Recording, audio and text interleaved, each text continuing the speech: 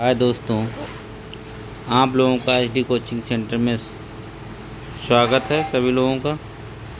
जैसा कि हर बार की तरह इसमें खेल चिकित्सा की नेक्स्ट सीरीज आपकी आई है। 173 से 172 तक ये कंप्लीट हो गए थे, तो इसकी आगे की मैं सीरीज लेके आया हूँ 173 से।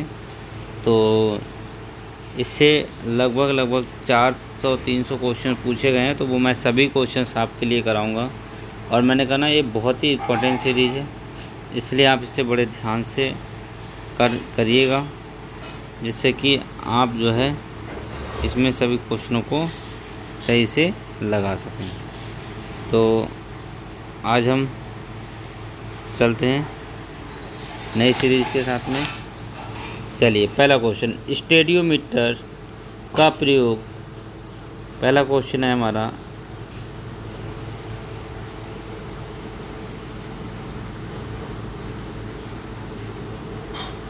स्टेडियोमीटर का प्रयोग की माप करने में किया जाता है। तो किसकी माप करने में हम कर सकते हैं स्टेडियोमीटर का? तो शरीर के वजन के लिए, लंबाई, कद, थर्ड हमारा लचीलेपन के लिए और फुर्ती के लिए। तो देखिए, इसमें हमारा जो सही आंसर होगा वो हमारा होगा बी ऑप्शन सही होगा, लंबाई यानी कि कद के लिए। तो नेक्स्ट हम बढ़ेंगे।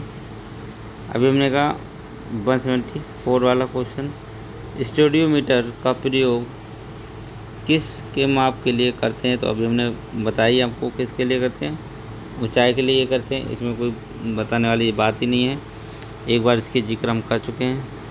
नेक्स्ट है 175 में कि निम्न में से कौन सा प्रशिक्षण के दौरान क्लाइंट द्वारा उत्पन्न पीक फोर्स का प्रत्यक्ष माप ले सकते हैं? देखो, जो है क्लाइंट द्वारा के दौरान, तो किसका ले सकते हैं? प्रिक डायमोनोमीटर के द्वारा, सिट और रिच परीक्षण के द्वारा, स्कॉट स्टैंड परीक्षण के द्वारा, स्फेगनोमीटर के द्वारा। तो किसके द्वारा ले सकते हैं? तो ग्रिप, बहुत ही इंपॉर्टेंट क्वेश्चन है, ग्रिप और डायनमोमीटर के द्वारा। नेक्स्ट क्वेश्चन की ओर 176 की ओर, व्यक्ति द्वारा किए गए कार्यों की इकाइयों को मापने के लिए उपयोग किए जाने वाले उपकरण को कहा जाता है। तो क्या कहा जाता है भाई? कि व्यक्ति द्वारा किए गए कार्यों की इकाई को मापने के लिए उपयोग में किए जाने वाले उपकरण को कहा जाता है। तो इसे कहा जाता है एग्रोमीटर, गैल्वोमीटर कहा जाता है, एमीटर कहा जाता है, एग्रोमीटर कहा जाता है, मैनोमीटर कहा जाता है। तो क्या कहा जाता है? एग्रोमीटर। नेक्स्ट है ICG सूचक है इलेक्ट्रोड का, चार्जिंग ग्राफ का, इलेक्ट्रोकार्डियो का, इलेक्ट्रो इन्फ्लुएंसग्राफी का। इनमें से कोई नहीं। देखिए, आप लोग कहते थे थोड़ा सा समय दें, तो मैं आपको ज़रूर जी थोड़ा सा समय दूंगा सोचने का, जिससे कि आप लगा सकें। लेकिन मैं इसलिए नहीं दे पाता हूँ क्योंकि सीरीज़ लंबी ना हो, जल्दी हो जाए, तो इसलिए मैं इसे जल्दी में करने में कोशिश में रहता हूँ। तो कौन सा सही होगा आपके हिसाब से भाई? ECG सूचक है, तो किसका है? इलेक्ट्रोकार्डियोग्राफ का। भाई ECG हम किसका? दिल की चिकित्सा के लिए, दिल की जो है उसके लिए करते हैं। नेक्स्ट नंबर 178 की ओर बढ़ेंगे। नेक्स्ट है कि 178 का, पृष्ठीय सुथल H, बैक H एक प्रकार का विकार होता है, कंधों का, माथे का, उत्तर क्षेत्र का, कटिश क्षेत्र का। तो किसका विकार होता है? तो ये हमारा होता है कटिस्थ क्षेत्र का, पृष्ठशूल। भाई बैक जो होता है वो पृष्ठीय क्षेत्र का होता है। नेक्स्ट हमारा डी ऑप्शन सही है। नेक्स्ट है खेलकूद में शक्ति प्रयोग पर कौन सा सिद्धांत लागू होता है? मांसपेशी का, शारीरिक बनावट का, हड्डी का, CG का। तो भाई यहाँ पे देखिए, शक्ति हमारी किससे मापी जाती है? मांसपेशी से। देख, कहीं ये सवाल गलत भी दिया, लेकिन शक्ति जो जहाँ से आएगी वो हमारी मांसपेशी से ही आएगी। नेक्स्ट है 180 का, ठंडे एवं गर्म जल को बारी बारी से शारीरिक चोट पर उपयोग करने को कहते हैं। भाई क्या कहते हैं? ठंडे और गर्म के लिए। तो ठंडा और गर्म किस में पाया जाता है? हाइड्रोट्रोपी, कैरायोट्रोपी, हाइड्रोथेरेपी और कंट्रास्ट बाथ। तो यहाँ से हमारा जो मिलने वाला है, देखिए जिसमें ठंडे और गर्म बर्फ़ की जो चिकित्सा होती है वो होती है कंट्रास्ट बाथ में, हमेशा सदैव ध्यान रखना। इसमें कोल्ड भी होगा और आपका हॉट भी होगा, दोनों होते हैं। तो पहले जो चिकित्सा होती है वो कोल्ड से की जाती है। अब ये भी पूछ सकते हैं कि स्टार्टिंग से किससे करते हैं, तो कोल्ड से स्टार्टिंग करते हैं। नेक्स्ट है सूजन कम होती है सैन बाथ से, बर्पूल बाथ से, कंट्रास्ट बाथ से, उपरोक्त में से सभी से। तो देखिए जहाँ तक मेरा मानना है तो आपकी सूजन स्टेबल हो जाती है, तो उसके बाद हम कंट्रास्ट बाथ करते हैं, तो हमारा सी ऑप्शन सही है। नेक्स्ट है अच्छी निद्रा के लिए भारी व्यायाम अच्छा है, बताइए। हाँ, नहीं, कभी नहीं, कभी भी, कभी नहीं।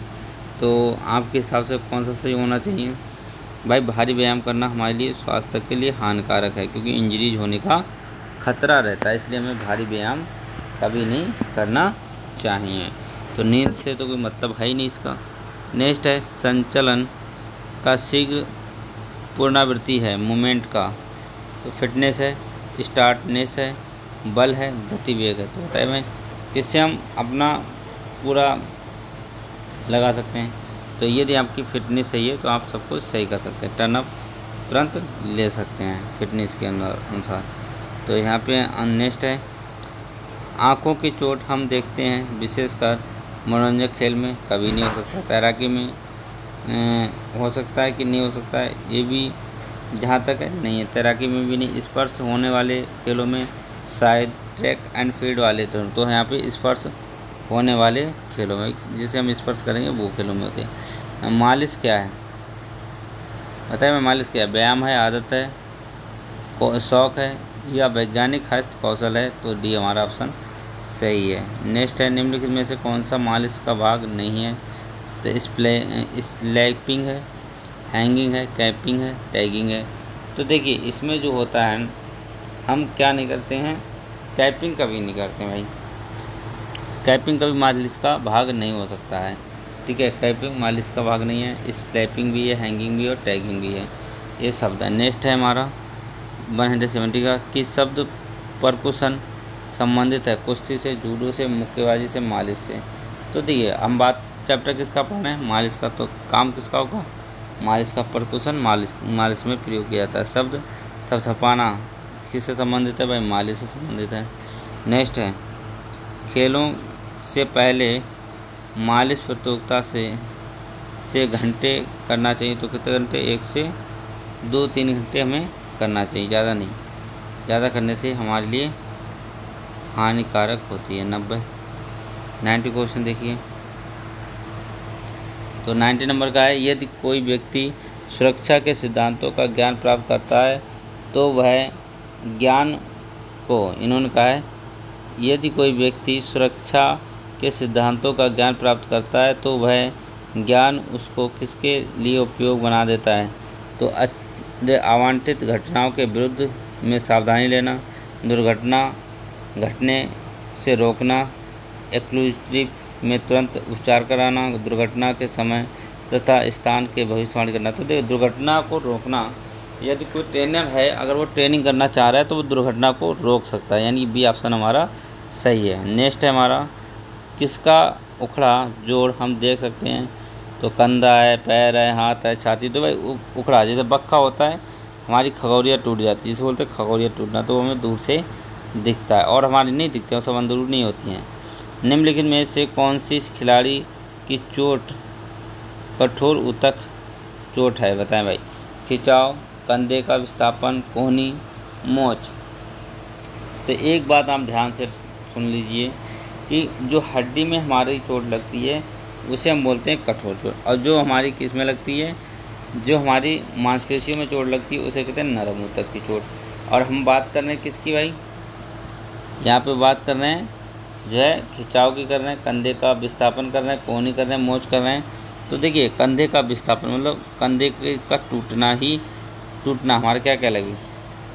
Hard joint. नेक्स्ट है वह स्थिति जिसमें किसी जोड़ में अस्थि के एक छोर को इसके स्थान से हटाने के लिए बाध्य होना चाहिए। विभंग, दवा विभंग, विस्थापन, संयोजी, ग्रीन स्टिक विभंग।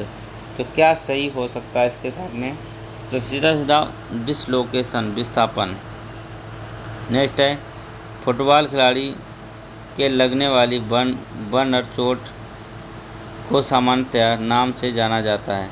बाइस्टिस, स्ट्रेन, स्ट्रिगर, क्रैप। बताएं भाई किस नाम से जानते हैं? तो स्ट्रिगर के नाम से जानते हैं। नेक्स्ट क्वेश्चन की ओर बढ़ेंगे। 95 नंबर का क्वेश्चन है हमारे लिए। तो 95 क्वेश्चन को करेंगे।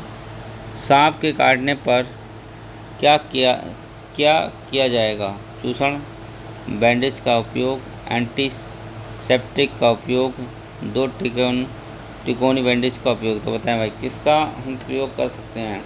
तो बैंडेज का उपयोग कर सकते हैं हम। किसका कर सकते हैं? बैंडेज का। नेक्स्ट क्वेश्चन की ओर बढ़ेंगे। क्वेश्चन नंबर है 96। 96 है सर्प काटने के तुरंत बाद। अच्छा, तो यहाँ पे क्रैच बैंडेज का प्रयोग करते हैं। किसका करते हैं? क्रैच बैंडेज का प्रयोग। नेक्स्ट हमारा है 177। जल जाने पर क्या करेंगे? कंबल से ढक देंगे, नीचे लेट जाएंगे, अधिक जल का उपयोग करेंगे, कपड़े उतार देंगे। तो देखिए जहाँ तक हमारा मानना है, तो यदि किसी को चोट लग रही है तो यहाँ पे हमारे लगभग देखिए ये देखिए कंबल से ढकना सही है, नीचे लेटा देना ये भी सही है, अधिक जल का उपयोग करेंगे ये भी सही है। तो ये तीनों हमारे सही हैं, यानी कि ए बी सी हमारे सही हैं। नेक्स्ट हम कहेंगे कि निम्नलिखित में से किसके द्वारा कोई अच्छा दिख सकता है, अच्छा अनुभव कर सकता है और लंबा जीवन जी सकता है? तो नियमित व्यायाम, डॉक्टर के पास नियमित रूप से जाना, नियमित रूप से दवा खाना, तो अनुकूलन रहने के लिए मशीन का विषय। तो सीधा है नियमित व्यायाम करने से, ठीक है, आपकी उम्र बढ़ सकती है, मतलब आप थोड़े और उम्रीले हो सकते हैं। नेक्स्ट है हमारा कि पीठ के समस्याओं और पीठ दर्द से बचने के लिए किस बिंदु पर ध्यान देना जरूरी है? भारी सामान को कभी नहीं उठाना चाहिए, पहला पॉइंट है। भारी सामान को कभी नहीं उठाना चाहिए। नंबर 2 है उन व्यायामों को करना चाहिए जो पीठ की पेशियों में खिंचाव लाते हों। बैठने की मुद्रा आगे की ओर झुकी होनी चाहिए। तो उन्हीं व्यायामों को करना चाहिए जो हमारे इन्हें फ़ायदा दें। नेक्स्ट है खेल में चोटें कैसे लगती हैं? असावधानी आवृत्ति के कारण, लंबी अवधि के कारण, जब खेल के नियमों का पालन नहीं किया जाता है, तब अत्यधिक आत्मविश्वास के कारण। तो जब हम खेलों का जो है कानून नहीं मानते हैं तो हमारे चोट लग जाती है। तो इसी के साथ में ये वीडियो समाप्त होती है। आप लोगों का केवल हमारी एक ही रिक्वेस्ट है कि हमारी वीडियो को आप शेयर करें और सब्सक्राइब करें। इसी के साथ वीडियो समाप्त करते हैं। धन्यवाद।